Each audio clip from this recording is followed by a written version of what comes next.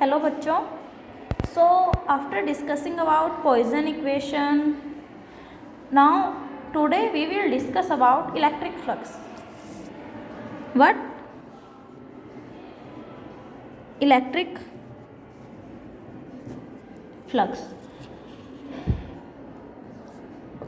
Electric flux जिसे कि represent किया जाता है फाई ई से, इसे डिफाइन किया जाता है as the total number of electric lines of force passing through any surface.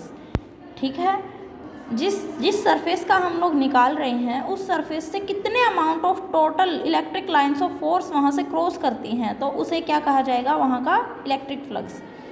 जैसे कि phi E is equal to E S होता है. S is the area and E is the electric field. ठीक है, area S normal होता है most of the times E के, when area S is normal to the electric field E. इसके लिए एक बार डिस्कस करते हैं. जब एरिया एस नॉर्मल हो इलेक्ट्रिक फील्ड ई के, तो उस टाइम पे ये देखो E vector and this is S. This is our first diagram. In this area S is normal to the electric field E. ठीक है, but when this is in the when this is normal to the electric field E, then देखो phi E is equal to ES. जब ये normal ना हो तो ये हुआ area S.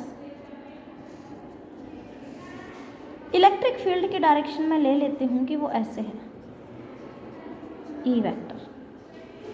It will make an angle theta with the area. Normal direction में है एरिया, तो इसके साथ ये एंगल बनाता है. तो क्या होगा, when area S is not normal to E, then phi E is equal to ES cos theta. E vector dot S vector. Dot product theta को रिप्रेजेंट किया cos थीटा से, है ना. Theta is the angle and it will represented by cos theta, and cos theta को represent कर सकते हैं हम लोग डॉट प्रोडक्ट से. थीटा क्या है, एंगल है S और E के बीच में. ठीक है, नॉर्मल टू द प्लेन के बीच में और इलेक्ट्रिक फील्ड ई के बीच में. ओके, नाउ अब हम लोग कंसीडर करेंगे एक small area element D S. Small area element D S हमने कंसीडर किया. डी एस की अगर इलेक्ट्रिक फील्ड की बात की जाए, इलेक्ट्रिक फ्लक्स की वहाँ से, तो क्या होगा, D phi E is equal to E vector dot D S vector. Then D phi E is equal to E vector dot N cap D S. N cap क्या है, एरिया की direction को रिप्रेजेंट कर रहा है. Area की direction हमेशा perpendicular to itself होती है ना बेटा, तो इसीलिए एन कैप क्या है, परपेंडिकुलर डायरेक्शन को, normal to the area direction को रिप्रेजेंट कर रहा है. अगर हम लोग इसी तरह से स्मॉल डी एस एलिमेंट्स जो हमने बहुत सारे यहाँ माने हैं उन सबको ऐड कर देंगे तो हमारे पास कंप्लीट सरफेस का फ्लक्स आ जाएगा. तो अगर इसे ऐड करेंगे, phi E is equal to E vector dot D S vector. Summation का साइन मैंने लगाया स्मॉल एरिया एलिमेंट्स को ऐड करने के लिए, फ्लक्स एलिमेंट्स को. अगर मैं डी एस को अप्रोचेस टू जीरो कर दूँ, ये बात हम लोग क्लास में डिस्कस कर चुके हैं कि अगर हमें समेशन को इंटीग्रेशन में कन्वर्ट करना हो तो जो एरिया एलिमेंट या लेंथ सेगमेंट हम लोग लेके चलेंगे, या वॉल्यूम सेगमेंट जो भी होगा, उसे अप्रोचेस टू जीरो करवाएंगे कि उसकी लेंथ इतनी स्मॉल हो जाए कि वो जीरो को अप्रोच करे. Then summation will be converted into integration ds upon the area S. Okay, then phi E is equal to E vector dot ds vector, that is S E vector dot n cap ds. ठीक है, अब यहाँ से n dot को open करने के लिए हम लोग cos थीटा का यूज़ कर लेंगे, तो यहाँ क्या आ जाएगा, E vector ds cos theta upon the area element s। ठीक है बेटा। अब जो ये इलेक्ट्रिक फ्लक्स हम लोगों ने निकाला है, it can be positive and negative. अगर पॉजिटिव होगा तो कैसे, ये हमने एक स्मॉल एरिया एलिमेंट कंसिडर किया, यहाँ पर एक चार्ज रखा क्यू। तो देखो अगर पॉजिटिव है, पॉजिटिव डाइवर्जेंस है, तो हमेशा सोर्स आउटसाइड में डायरेक्ट करेगा, है ना। यहाँ पर क्यों, क्योंकि क्यू जो चार्ज है इसकी वैल्यू है positive greater than 0, then it will act an A source, it will act A source and diverges in the outward direction. ठीक है, तो इलेक्ट्रिक फ्लक्स भी यहाँ का पॉजिटिव ही आएगा इसके बाद। ओके, क्योंकि इलेक्ट्रिक जो चार्ज के ऊपर इलेक्ट्रिक फील्ड की डायरेक्शन डिपेंड करेगी ना। उसके बाद अगर मैं बात करूँ कि यहाँ मैं चार्ज ले लेती हूँ सेंटर में negative, then this charge will act as a sink and it will directed to inward, it will act as a sink, q is less than 0 and it will show negative divergence. What? It will shows negative divergence. Okay बेटा, ये हुआ हमारा electric flux का topic ख़त्म। ठीक है, उसके बाद हम लोग स्टार्ट करते हैं goes law. What? Goes law. पहले तुम लोग प्रीवियस क्लासेस में पढ़ के आ चुके हो गोज लॉ। गोज लॉ क्या कहता है कि जो टोटल इलेक्ट्रिक फ्लक्स होगा, टोटल इलेक्ट्रिक फ्लक्स होगा, ठीक है, इन ए क्लोज सरफेस के अंदर वो इक्वल होगा 1/ε0 टाइम्स, और जो इसके अंदर चार्ज है उसके इनटू चार्ज। ओके, तो क्या कहता है ये कि जो टोटल इलेक्ट्रिक फ्लक्स होगा किसी भी एक क्लोज सरफेस के अंदर वो इक्वल होगा to the charge inside that surface into 1/ε0।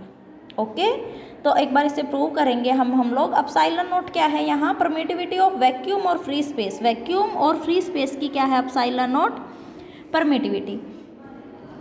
Then phi e is equal to E vector dot N cap ds upon a closed surface s is equal to q by ε0। Electric flux देखो, electric flux is equal to q by ε0। ठीक है, q इज the charge inside the closed surface. Okay, तो अभी एक बार इसे prove करते हैं। प्रूव करने के लिए हम लोग सबसे पहले कंसीडर करेंगे क्लोज्ड सरफेस S। ओके, यहाँ पर एक चार्ज को कंसीडर करेंगे हम लोग प्लस Q, जो कि ओरिजिन O पर रखा हुआ होगा। ये सरफेस है मेरा S। अब इसके बाद मैं यहाँ कंसीडर करती हूँ एक स्मॉल एरिया एलिमेंट ds। ठीक है, अब यहाँ से जो इलेक्ट्रिक फील्ड की डायरेक्शन है मैं लेके चलती हूँ कि इलेक्ट्रिक फील्ड की डायरेक्शन है मेरी ये, और जो ये S एरिया है ये नॉर्मली डायरेक्ट कर रहा है इस डायरेक्शन में at the point P point के ऊपर, जो कि इस सरफेस के ऊपर है। मैंने कोई भी एक पॉइंट P कंसिडर किया और उससे ये सारी की सारी बातें, सारी चीज़ें शो की। ठीक है, dw, यहाँ पर ये dw क्या है? Solid angle.